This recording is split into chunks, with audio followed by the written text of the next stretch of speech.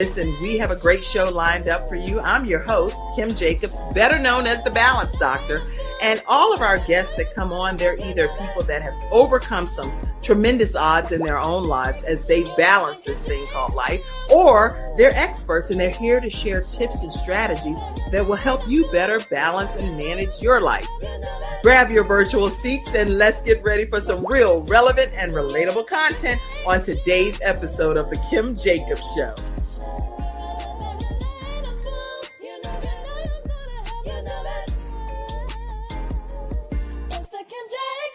Hello, everyone, and welcome to this episode of The Kim Jacobs Show, where we are bringing balance to the world, one household at a time. And guess who we're bringing balance to the world with today? None other than Serena Brown-Travis. How are you, Serena? Listen, I am so grateful to be here, to see your smiling face. I forgot how much fun you are. You have such a great energy about you. So I'm already excited to be here with you today and super grateful.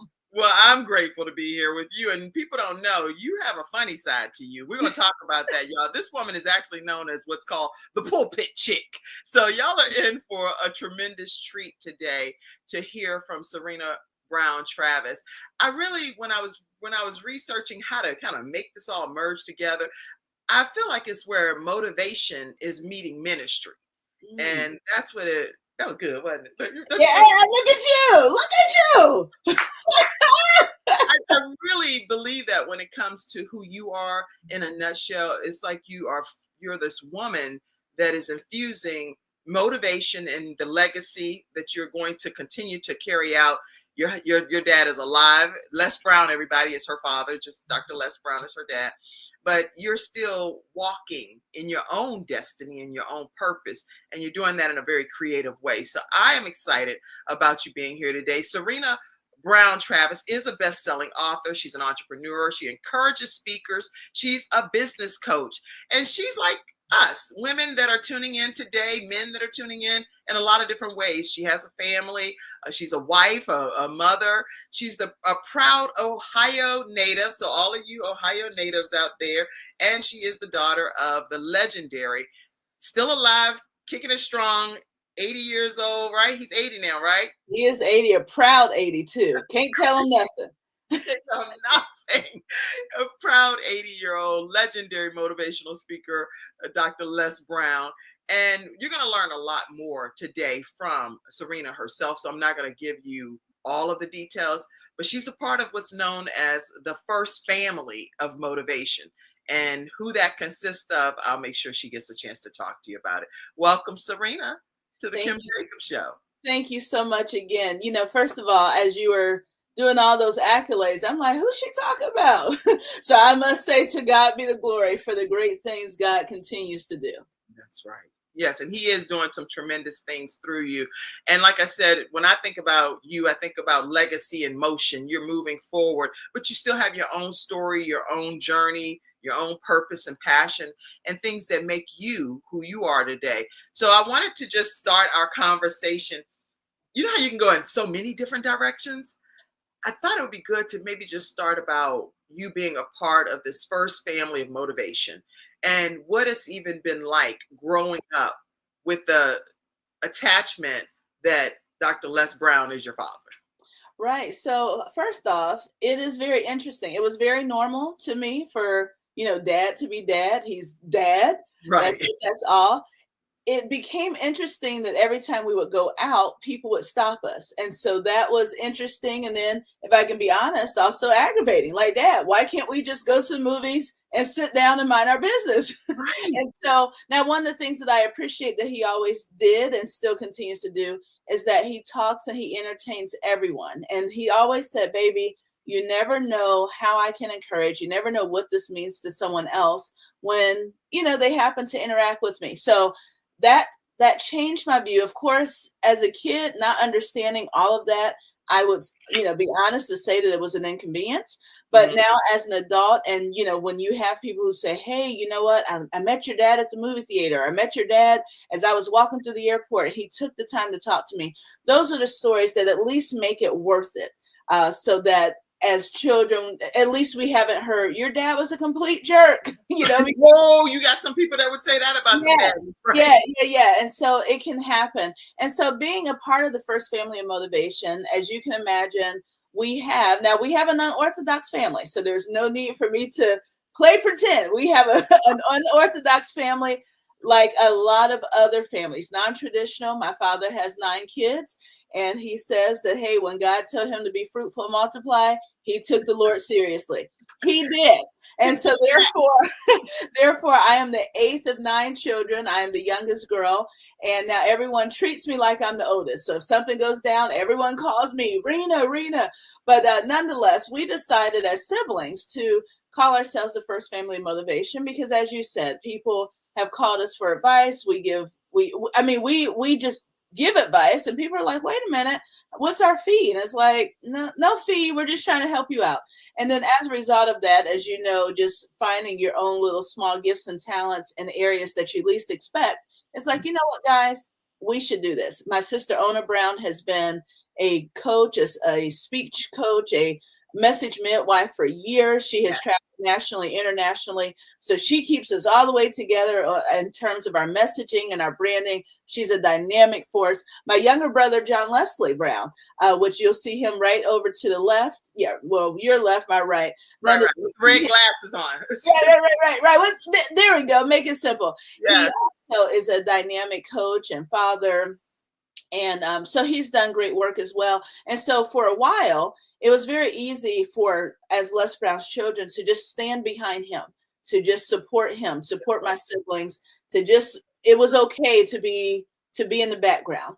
Right. And after a while, people like you, the Reverend Dr. Kim Jacobs, and other people said, hey, this behind the scenes stuff is not working. Right. It's not working for you. It's not working for your personality. So as my father would say, I also had to leap and grow my wings on the way down because I figured out the Lord was not allowing me to stay behind the scenes. And I realized that God has been pushing me and nudging me. And then people like you, the message, the balance doctor is like, yeah, no, glad to meet you. And this is what you're going to do next. Right.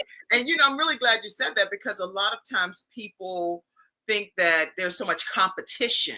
Whenever I started traveling with your dad back when I was like 24 years old, I'm 54 now. So it's been 30 years since he became a mentor of mine. And literally we got in the car at a pharmaceutical event where he came to speak. And he just took me under his wings and allowed me to start traveling the country with him. But then when I met you all, I was like, oh my gosh, wait a minute. I met Ona first. I said, you have these incredible children that are like more doing behind the scenes stuff. Oh no. Yeah. I felt like at that point, it was my goal to help pull you all out too. Not like I was like became your mama or anything like that. I just felt like, I was like, you know what? You are such a dynamic speaker and motivator around the world, but this legacy of children that's going to carry the baton, that's going to carry on well beyond your years here on this earth has to happen. And so I'm just really grateful that each of you from your various walks of life came and bloomed and blossomed. If you've ever heard of the saying that flowers don't compete with other flowers, they just let all of the flowers bloom. Yeah. And that's how I feel about your family. I love you all so much. Oh, well, thank you. And yes, no competition. We come from a competitive family. So make no mistake. Y'all competitive. You know that. Make no mistake about it. We come from a competitive family. But as it relates to each of us individually stepping into our gifts and talents, there's no reason and no way to even think about competing with something that God has given you or something that God has given Ona or John Leslie or Patrick or Calvin for that matter. It does not make sense. And so we like to all operate in our own gift and we support one another as we're doing so. And our Father, who still can poke us every now and again, even to challenge us, he also allows us to step into and work in our gift as well. I'm so glad about that. And so when I think about you, Serena, you wear so many different hats. What is the greatest lesson that you say you learned from your dad and even your siblings, and even being a wife and a mother? What's the greatest lesson that you've learned in your opinion so far? Oh, Lord, there's so much. I guess the one thing that comes to mind immediately is, as my father would say, when things go wrong, don't go with them. I have had to learn over the course of the past few years to get muscle, to get my muscle resilience. I was used to being behind the scenes, as I said. And so as you start to step out in the front, you then face opposition and things that are going to come against you. In the spiritual world, we'll call it the attack. And then outside of that, we just call it crazy. People trying you, people are testing you. And so I have had to learn that when things go wrong, don't go with them. I ordinarily am the type of person that when something goes wrong, you can find me in the bed, covered up, not getting out the bed, even with Les Brown being my father. And so people are like, oh my goodness, well, you've been around all the quotes and he's your dad and you should be super motivated. Yeah. And if something goes wrong, I typically will find myself in the bed. I don't want opposition. And Yeah. So as a result of that, I have really had to learn how to develop that muscle of being resilient, not allowing anything to take me off course. And that has been a difficult lesson. It doesn't even sound all deep and profound, but the truth of the matter is that has been it, to learn and to operate in a space of being resilient. That's so good, Serena. And, I would almost say we're like twins in this regard, because sometimes when it's really stressful things happening, I don't know if it's a gift from God or not. I personally think it's a gift that I will just get in the bed, or even if it's not in the bed, I could be sitting in my chair and just be like, oh. Yeah. People are like, I know this is way too much chaos happening for you to be getting a good night's rest right now. Well, and if we go into our core beliefs, when you think of Jesus being asleep and there's a whole storm, and Jesus is like, look, peace, I'm asleep. Peace be still. Peace be still. It'll be okay. So it might be a gift, but here's the challenge with that. We still wake up and there's still things that we have to face. So put my red glasses on for that one sideways. Right. So we can say peace be still all we want, but after a while we still got to get up and face, kind of like the whole Jonah situation, wake up and face what we're supposed to tackle. So that's so funny, because that's so true. Sometimes we got to get up and take faith and step out into the water and know that it's God, Jesus bidding us to come, because it's like, I know the season that you're in, and I knew you were going to be in the midst of this storm, but if you just keep your eyes focused on me, I'll get you where you need to go. Absolutely. And actually, speaking of that, for you, from a spiritual perspective, you become a minister, and you created this platform of faith where your spiritual journey has also kind of collided with your professional journey. How has that worked, especially with the pulpit chick? You got to talk about the pulpit chick. Well, I love it. Well, first of all, if I can be completely honest, I felt the nudge for the call and I said no. And I was trying to negotiate my way out of it, tithe my way out of it, do good works. I'm like, I'm going to work in the kitchen. I'm going to sweep the parking lot. Just, Lord, no, not me. And the resistance of the call became, I just could not deny it. And so therefore I had to say yes. Now I'll be honest, for those who are feeling the pull, when I said yes, as people will tell you, the target on your back grows so much bigger. And so people told me that, but it did not really hit and resonate until you start walking through the storms of life. And I'm thinking, wait a minute, God, I did everything you told me to do. You knew I didn't want to do this anyhow. Told you that's why I'm fooling God. All of that. So in fact, the name Pulpit Chick happened as a result of me doing a rant. I was talking to a close girlfriend. I said, look, I left the church for a reason. I don't want to do this. I am not a pulpit chick. And then lo and behold, I said, Lord, I guess I'm a pulpit chick and a pulpit chick. So who she is I've had to do seminary. I've gone through all those courses. I'm currently working on a doctoral degree right now, in social justice. But what I also realized is that ministry is not necessarily church. It's not necessarily pulpit only. And so the place where I feel God calling me is to almost be a disruptor to the church and to the pulpit, to say, hey, listen, we've got to get our message out in a different way that can relate. And so that is, as you said, as you perfectly coined, message and motivation all together. We can talk about Jesus all day. And if we don't talk about Christ and how it relates to our lives, even the harder stuff, even though some of those Old Testament stories that we have to dive into and figure out, what was going on between David and Saul and David and Sam, all of those things.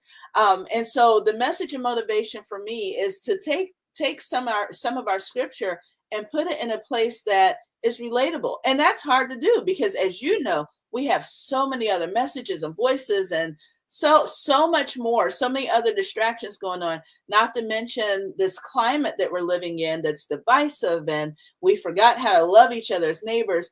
And so my prayer is that whatever the Lord is whatever path God is putting me on, it will be both motivation and a message and all of the above to put us back in alignment with what God will have us do at this moment.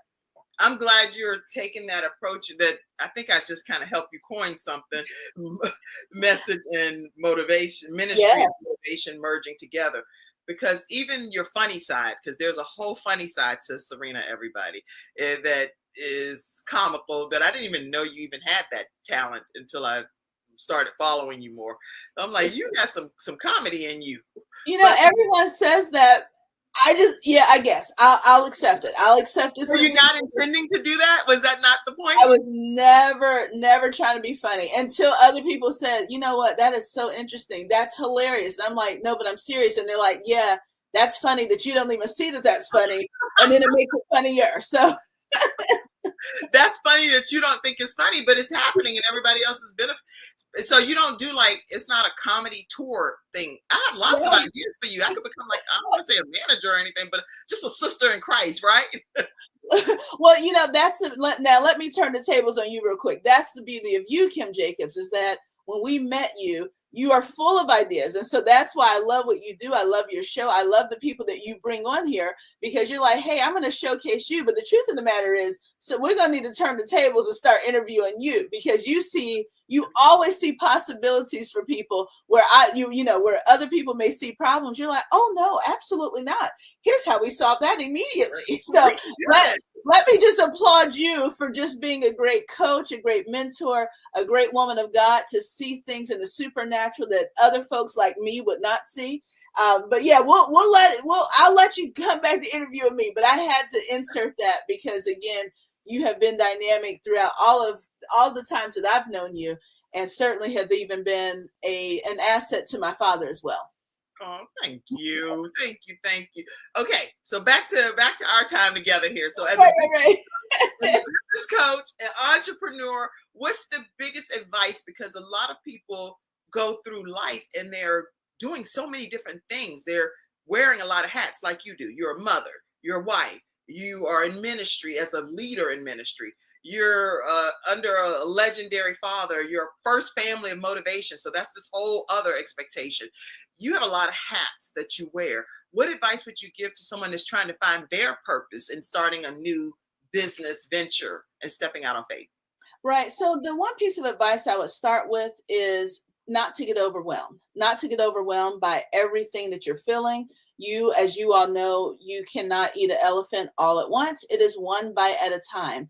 And so that's the first piece of advice. Now, the second piece of advice is, while I have a lot going on, I had to learn to compartmentalize of what was tugging at me first. So by nature, I'm Les Brown's child. By nature, I know that there's a legacy that I have to uphold. But then on top of that, thankfully, my mother also said, you are your own person. So I had to develop who I was as an individual. I don't walk in a room and have on my forehead, I'm Les Brown's daughter, because there might be someone who says, so what? Who cares? What does that mean for the situation? So the other piece of advice I would give is develop yourself, develop who you are, develop your own message, develop your voice. And so you may say, well, how do I develop my message? Well, what do people talk to you about? What do people come to you to get advice on? What are the things that keep you up at night? And one of the ways that I decided that I felt a nudge is I became, as you mentioned, I'm a wife and a mother. And being a mother, as you know, you're super busy. You have school, you're dropping off at practice, you're picking up from practice, you're working on homework. And I realized I wasn't taking the time to tell my children how much they meant to me. I was not, I mean, oh, but you wake up, you pray, baby, have a good day, hurry up, take care. Yeah. And so as a result of that, I unintentionally became an author of a book called In Case I Forget to Tell You. And the reason why is that one day my daughter was getting out of the car, and I'm watching her. These are my two daughters, my girls. And I was watching her walk away, and I'm thinking, oh my goodness, did I remember to tell her I loved her? That's it. I mean, here we are. We're working on sight words in the car. How was your day? Hurry up and eat your food. Drink your water.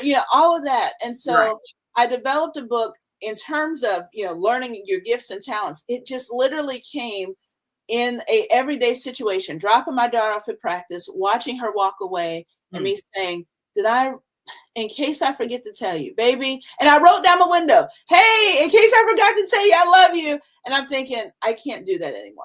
We cannot show affection and love on each other in passing. And so in terms of being Les Brown's daughters, in terms of upholding the legacy, as you know, positive words is something that is deeply steeped. It is a value within our family. And so as a result of that, that is how I started coming into my own, realizing what was around me, what's at my fingertips. As we know, we go to scripture. What can you grab on immediately without, a lot of times we have things right at our fingertips that we don't even have to leave the house for. That's good. It's already in us. So God has already placed it in us. And so realizing that, not trying to do anything outside of what already comes natural is what I've literally tried to train myself to do.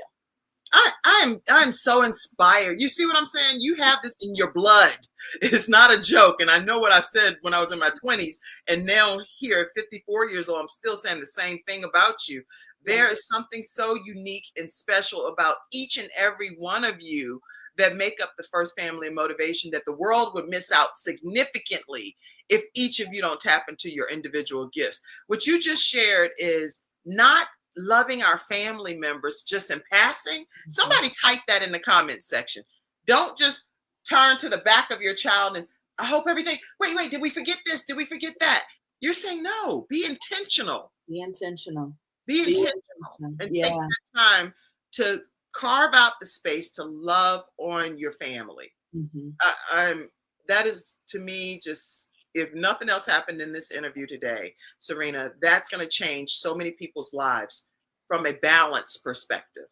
Well, I pray. And let me also share, it's uncomfortable, but share some transparency, is that one of the stories that my father shares is that he is adopted.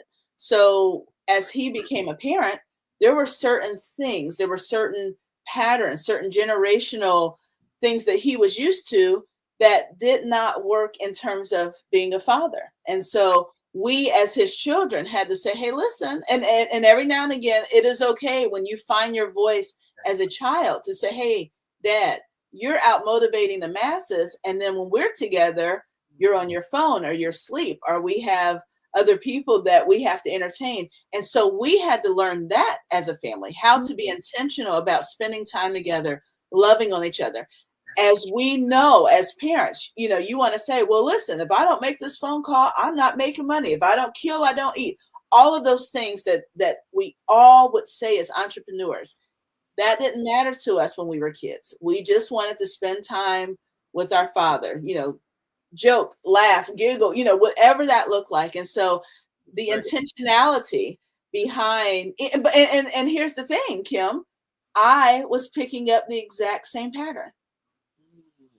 So I had to be transparent about, oh, wait a minute. My father did that way. Oh, I'm doing the same thing. Now I could argue, well, if I didn't, we didn't practice spelling words and do all this stuff on the road, then you wouldn't be where you are now. Those things didn't matter to my children. What mattered is mommy was present. Mommy is intentional about edifying them and uplifting them. And so that is one of the beautiful things that as the Brown family, we've overcome. We've had to have tough conversations about how to muscle through the tough places of life and to be intentional about loving each other, supporting one another, developing each other, or pouring into each other. And by the grace of God, we have made it. And We have put aside many of our generational traumas and bad behaviors that have allowed us to stick together thus far. Wow. That is, a lot of people aren't willing to be transparent like that. And I love that you took the moment to do that, because there are things that we all can learn from our parents, and some of the mistakes that they've made. I get emotional because thinking about some of the things that my dad did growing up, that I saw the mistakes he made. But then fast forward, I was there to hold his hand on his deathbed when he took his last breath. And only God could orchestrate something like that. Only God. Whenever it's no human way possible for that to have happened, right? Yeah. Not based on all of the abandonment and things that had happened throughout our lives. So for you to pull the veil back and say, I learned from some of the errors that my dad made too, so that I don't do some of those same things. It's like you're breaking almost like generational curses, you know? Yeah. So I am, and I actually have written a book on generational curses. I'm editing it again and just making sure, because it's so difficult to expose your family in such a vulnerable way. Right. And as you know, we are told we don't share family business. You know, you keep whatever happens in this house stays in this house. But we've also realized that people love to hear the warm and fuzzy. But as I said, my father is adopted. He had to learn. Again, I'm one of 9 children. I did not grow up in a household with all 9 of us. So you can kind of sort of do the math. Prior to my father being a motivational speaker, he was good at motivating folks in other areas. Amen.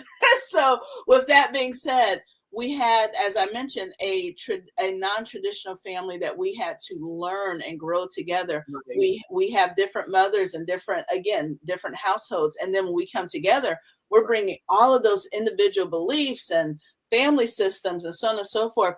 And we had some difficult days, but to God be the glory, tough conversations, being intentional.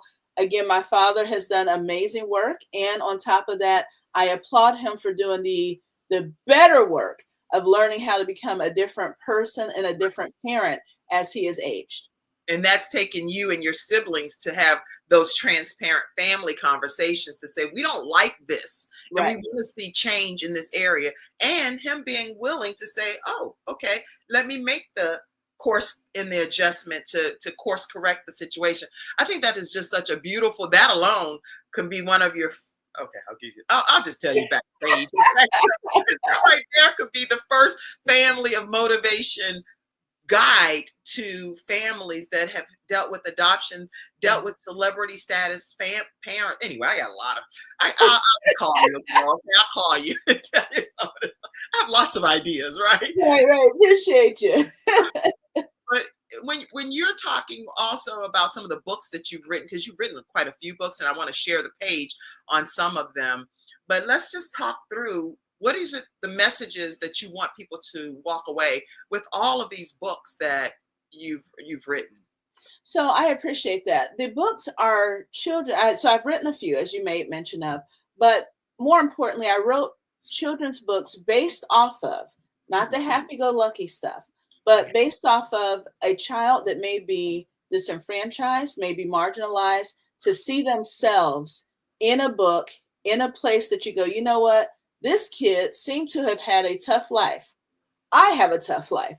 This kid seems to have had someone inspire them to go to a new level in life. And I can be intentional about finding a teacher, finding a coach, finding someone to pour into me to help make my life and take my life to a better place. So again, when we grew up, we had, Mama Bear at work, Daddy Bear at work, and Grandma in the kitchen, making a sweet potato pie. That's not the stories of our young people these days. And so my goal is to have it, and that's what I've done. And I pray that they are a blessing to people. But I have books that help and teach children how to overcome odds in a fun way, in a unique way, in a way that makes them laugh, and they can see themselves in the book and go, wait a minute, if I have one character named Penny, if Penny has overcome this. Okay, let's go in order for a second. Sure.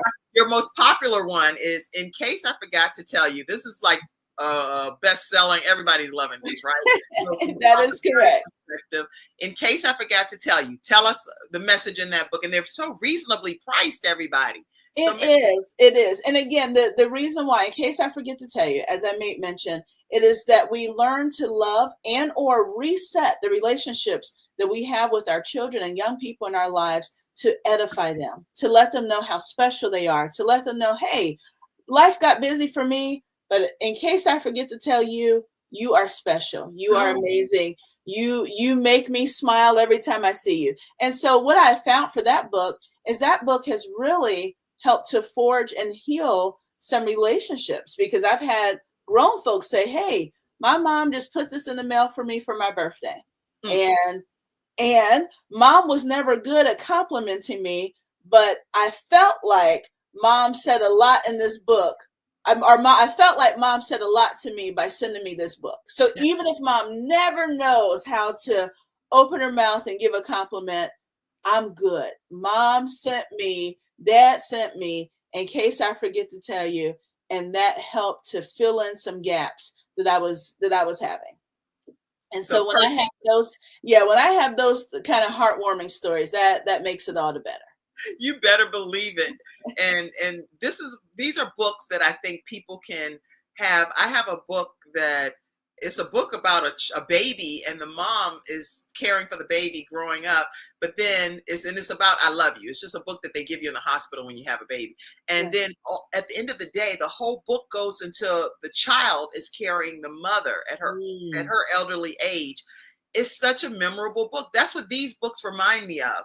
In case I forget to tell you, every church, every pastor, every youth department, every author, motivational speaker should be giving these books out. In case I forget to tell you, Perfect Penny. Tell us about Perfect Penny. So Perfect Penny was born in a dumpster. First of all, we know penny, that's the lowest denomination of money. And so Penny is just hopelessly optimistic. I mean, nothing can hold Penny back. And so I'm not sure if also you have on there, this one is It's Not Over Until I Win. I'm not sure if it's on. Oh, perfect. Yeah. So this is also one of my signature that I'm very grateful. As we know, my father is famous for saying it's not over until I win. So he has an adult speech and a whole adult series around it. But I decided, and by divine intervention, to have a kid series of It's Not Over Until I Win. So Penny is short. Everything is working against Penny. She keeps losing. How about that? She keeps losing. And the only thing Penny says to everyone who's laughing at her and teasing her is not over until I win. And so when I look at, and as you know, we look at children who are living in challenged areas. The book was written for them. That even though if you feel like you're not winning in life, even though you've maybe received a bad grade, maybe you're on a basketball team that just can't win not one game, to not be defeated, to not take the spirit of, I just can't do it anymore, to find a spot to say it's still not over. It's not over until I win. And that again is the goal, that we have books that encourage people, that encourage young people, that everything in life is not going to always be a happy ending. However, we still have to find that place in life that you understand it's not over until you win. And it's not over until everything God has purposed you to do. And so if there was one thing that you want to leave people with today, what would that one thing be? Even some advice that you would even give to your younger self that maybe right now it's like, oh, I wish I had taken my own advice back in the day. Anything? Yeah. So, one of the things, again, my father's known to say a lot, but what I think resonates with me more, nothing even super profound. My father, the legendary motivational speaker, the Reverend Dr. Les Brown, says it's possible.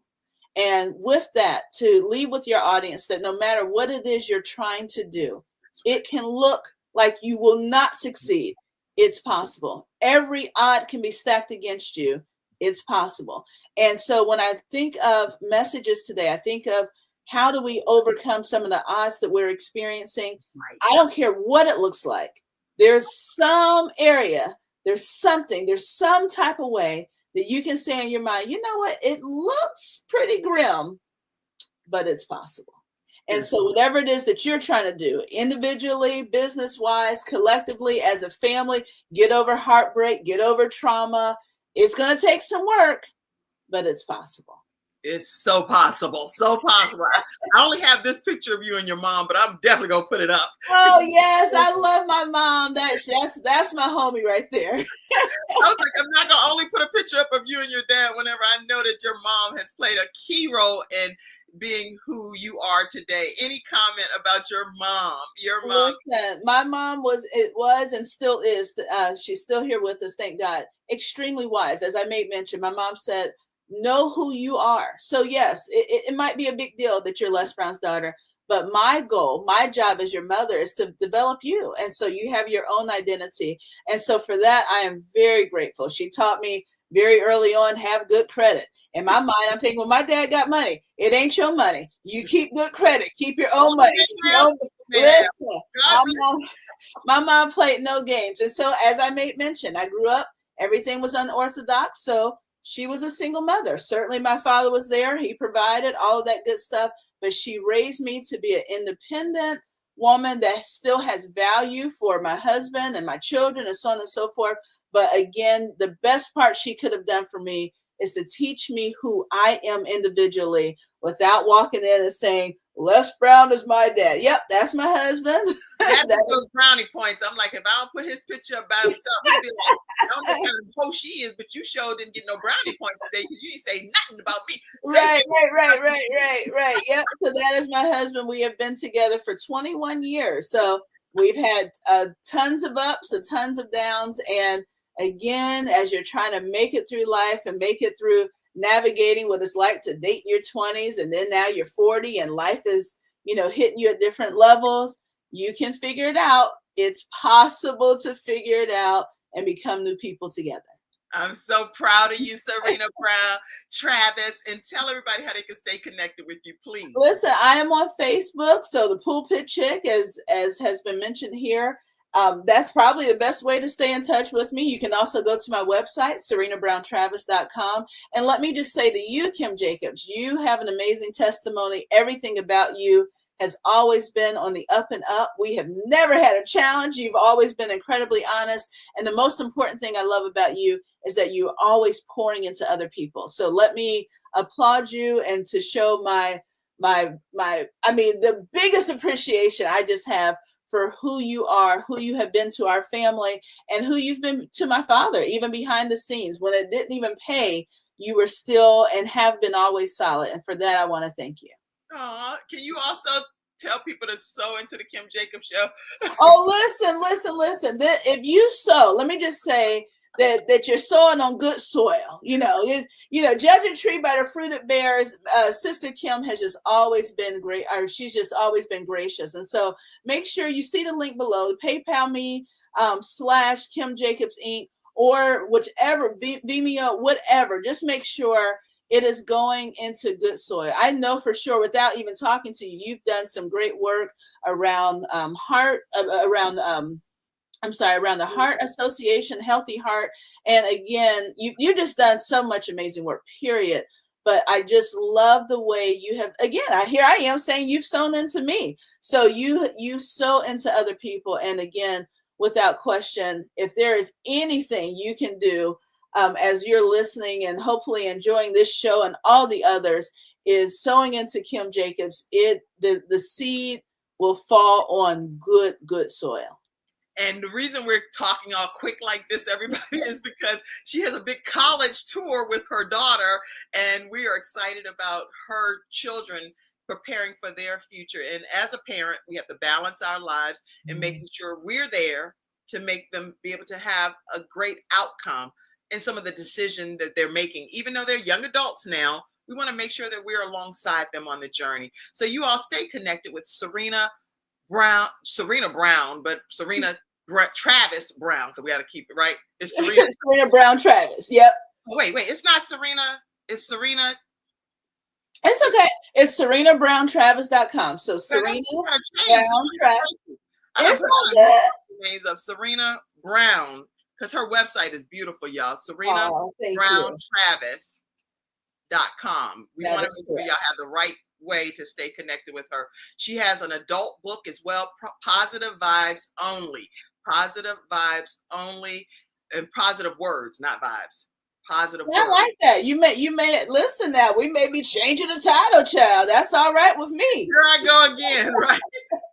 We're gonna have to have a consulting session after this. I mean, we have so many ideas for you, Serena. This is just the tip of the iceberg, and you are destined for greatness, like a city sitting on a hill. People are going to want to know more about Christ just because you're the pulpit chick, and they can look and say, what God does she serve? That's the God I want to serve. SerenaBrown-Travis.com, everybody. SerenaBrown-Travis.com. Thank you all so much for tuning into today's episode of The Kim Jacobs Show. Go help your daughter be great. And everybody, we will see you again Monday through Friday at 11 o'clock a.m. Eastern Standard Time, right here on The Kim Jacobs Show. I love each and every one of you. Love you, Les. Love you, First Family. Thank you for tuning in to today. Thank you for tuning in to today's episode of The Kim Jacobs Show and for being in the virtual studio audience. Your presence truly does make a difference, and I look forward to you bringing your friends and family to join you in the virtual studio audience Monday through Friday at 11 o'clock a.m. Eastern Standard Time. I look forward to seeing you and make it a great day.